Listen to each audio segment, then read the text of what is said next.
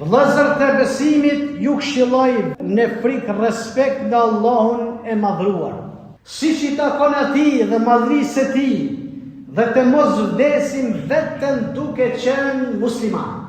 Zemra që frigohet Allahut ndriçohet, një zemër e pastër që i tutet Zotit ndriçohet. Shpirtat që adhurojnë vetëm atë qetësohen, dhe mendjet që e njohin madhrinë e tij çlirohen nga çdo frikë e nga çdo gjë e kotë.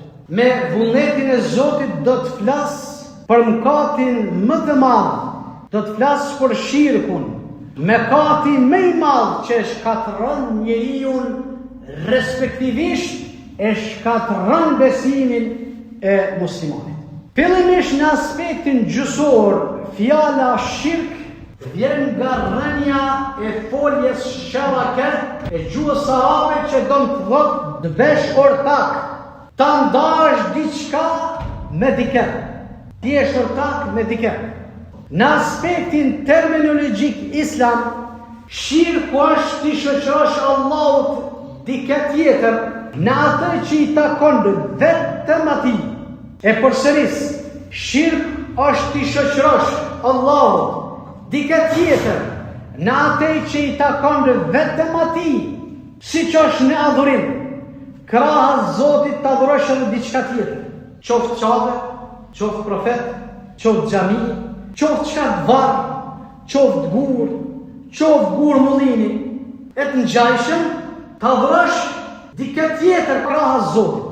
Të lutesh, do të thotë, përpos Zotit, dashurinë absolute përpos Zotit, frikën, shpresën apo ndonjë formë të ibadetit. E përsëris o vëllezër të dashur, shirku është ti shoqërosh Allahut dikë tjetër në atë që i takon vetëm atij, në adhurim, në lutje, në dashuri absolute, në frikë, në shpresë apo ndonjë formë tjetër të adhurimit. Llojet e shirkut. Shirku ndahet në dy lloje, shirk i madh dhe shirk i vogël. Shirku i madh, shirkul akbar, të adhurosh dikë tjetër përveç Allahut, të lutesh për varret, thërësh kurban për dikë tjetër. Allahu thot kul inna salati, thuaj namazin, wa nusuki, kurbanin, wa mahyaja, wa mamati, jeta dhe vdekja ime janë lillahi rabbil alamin, është për Zotin e botës. La sharika lak, nuk ke ortak, nuk ke paritet, nuk ke shoqërues.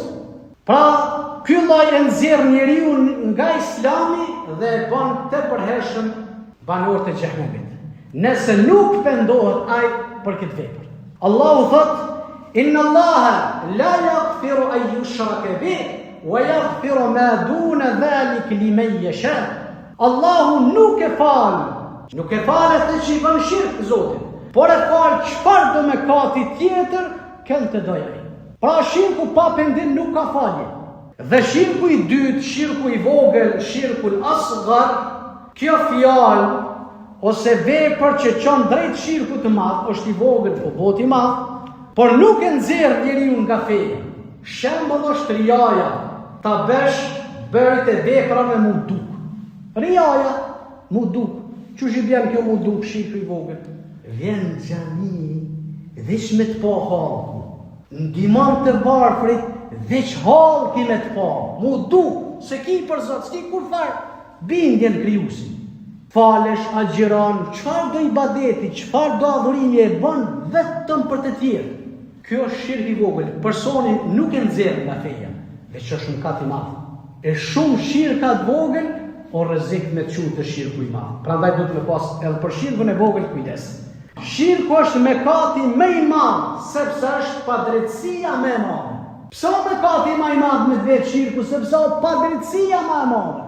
Shkatron të gjitha veprat dhe i bën njeriu banor të përhershëm zjarr.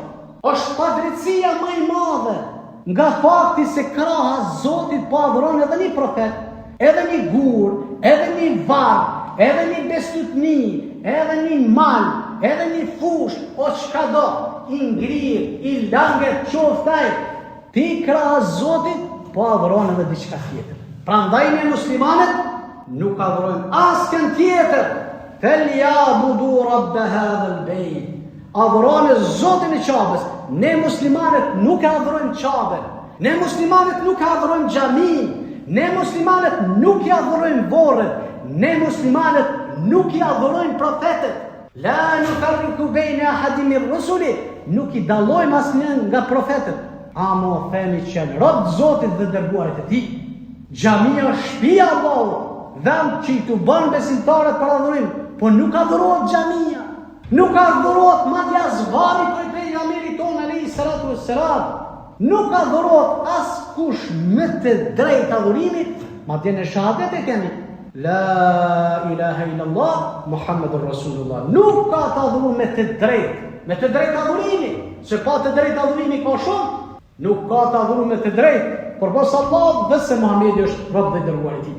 Shirku është mëkati më i madh, sepse o padrejtia më e madhe shkatron të gjitha veprat dhe bën njeriu banor të përhershëm zjarr. Allahu thot inna shirke le dhulmun adhim. Shirku është padrejtia më e madhe. Kush e thot që shirku padrejtia më e madhe? Allah. Në surën Luqman, respektivisht ajeti 13. Vërtet shirku është padrejtia më e madhe. Ka padrejti njerëzore. Njerëzit bojnë padrejti ndaj njëri tjetrit. Amo padrejtia më e madhe që nuk krahasohet asnjë padrejti ndaj saj është shirku, mi bo paritet, mi bo rival Zotit. I plot fuqish mi thot në Kur'an, la in ashrakta la habitanna amalak wa la takunanna min al khasirin. Nëse bën shirk ti o Muhammed dhe robrit, pavarësisht kush është ai. Nëse bën shirk, veprat e tua do të shkatërrohen dhe do të jesh nga humburit. Madje edhe nëse je profet, nëse ti i bën shirk Zotit, kështu ka thënë Zoti. Nëse ti Muhammed bën shirk, bën paritet dhe robrit e Zotit bën krahas Zotit diçka tjetër, veprat e tyne dhe tonat do të shkatërrohen dhe do të jenë nga të humburit.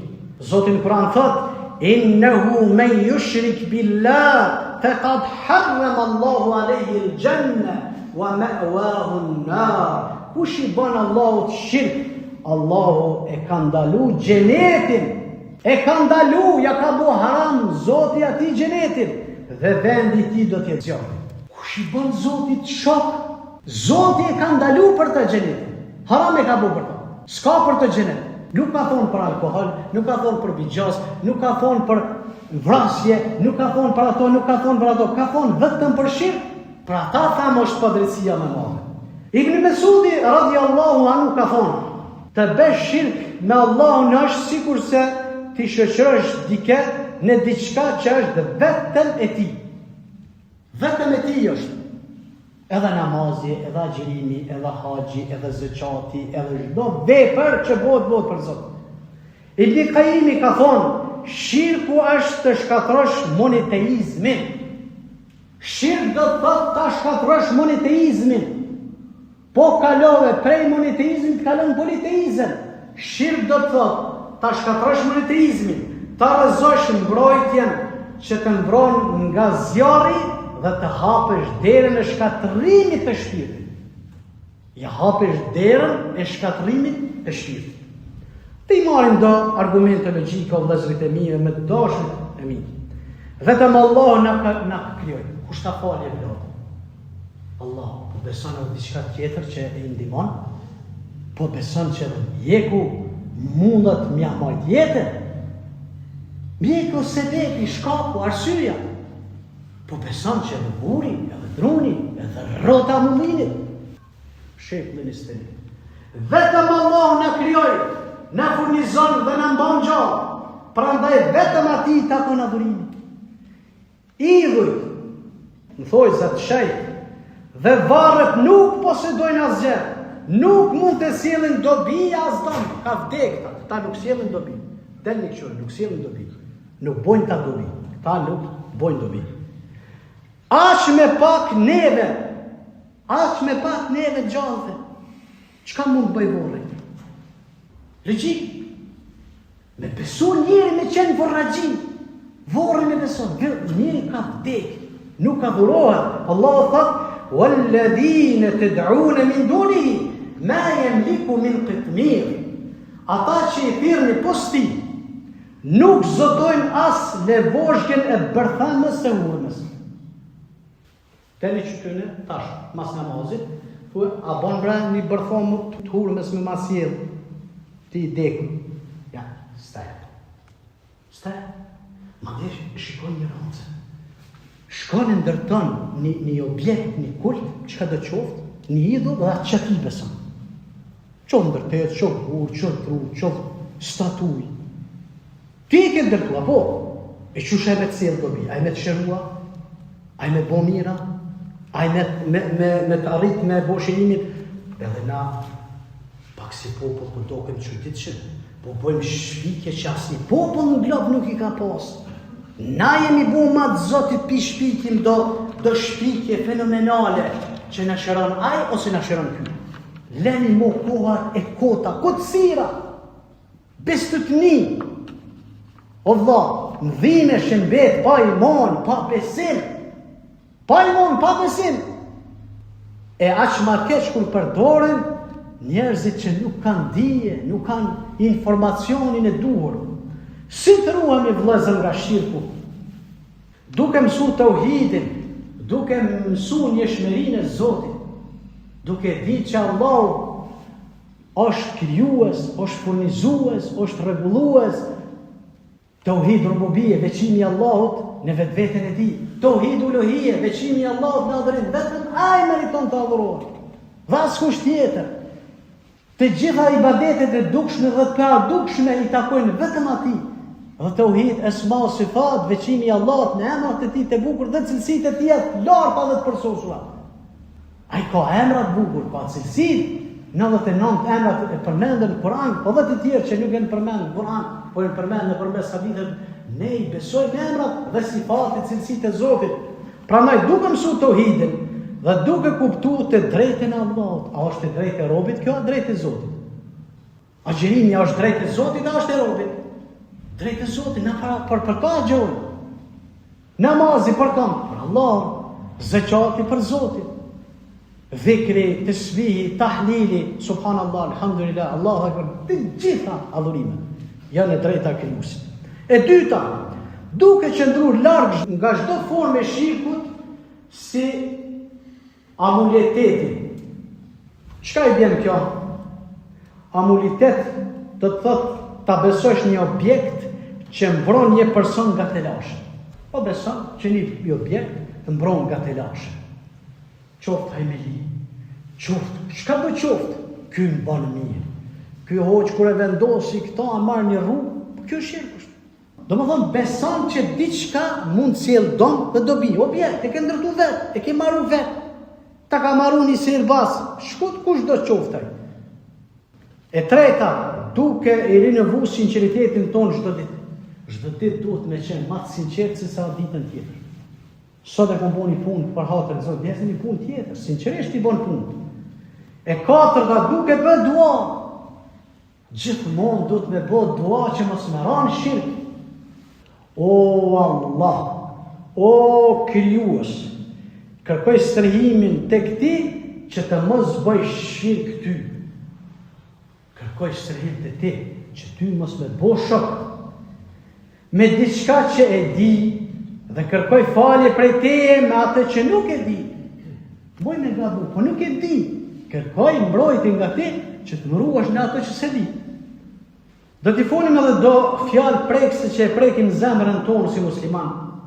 O rob të Allahut, zemra që ndotet me shirk bëhet e artë. Zemra që e prek shirku nxihet. Rande banë zemra dhe pa sigurt. Valla s'po një siguri, po zemrave t'u kanë zi, zemra shpirtit t'u kanë zi. O rob të Zotit, zemra që ndotet, bot pis, me shirk bët e ert, e rënd dhe pa sigurt.